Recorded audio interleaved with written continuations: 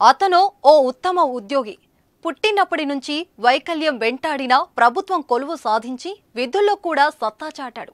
ఆయన పనిని మెచ్చిన ప్రభుత్వం గణతంత్ర దినోత్సవం సందర్భంగా పురస్కారాన్ని అందించింది. కలెక్టర్ ఉన్నతాధికారుల చేతుల మీదుగా ఉత్తమ ఉద్యోగిగా అవార్డును అందుకున్నారు. అవార్డును అందుకున్నాక కుటుంబ సభ్యులు, స్నేహితులందరూ అభినందించారు.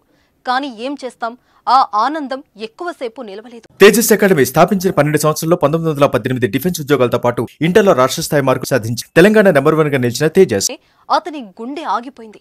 ఆదిలాబాద్ మున్సిపల్ కార్యాలయంలో మేనేజర్గా విధులు నిర్వహిస్తున్న దివాకర్ హఠాత్ మరణం ఇప్పుడు అందరినీ కలిచివేస్తుంది. శుక్రవారం గణతంత్ర దినోత్సవ వేడుకల్లో భాగంగా ఉత్తమ ఉద్యోగిగా దివాకర్ కలెక్టర్ రాహుల్ రాజుతో ప్రశంసా పత్రం అందుకున్నారు. అనంతరం పట్టణంలోని ఆయన నివాసానికి వెళ్లగా అస్వస్థతకు గురయ్యారు.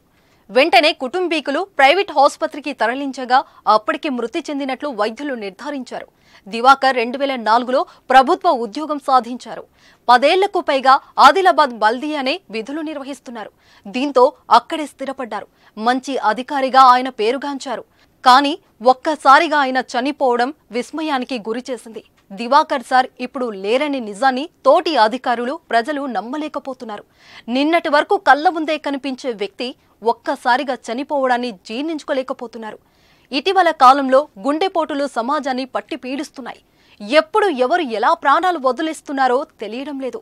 అప్పటి వరకు మనతో ఉన్న వ్యక్తి గుండె క్షణాల్లో ఆగిపోతుంది. వయసుతో సంబంధం లేదు, ఆరోగ్యం సంబంధం లేదు, పిల్లలు, వృద్ధులు అనే తేడా లేకుండా గుండెపోటులు సంభవిస్తున్నాయి. ఎంతటి వారినైనా ఇట్టే మృత్యువు కమ్మేస్తుంది.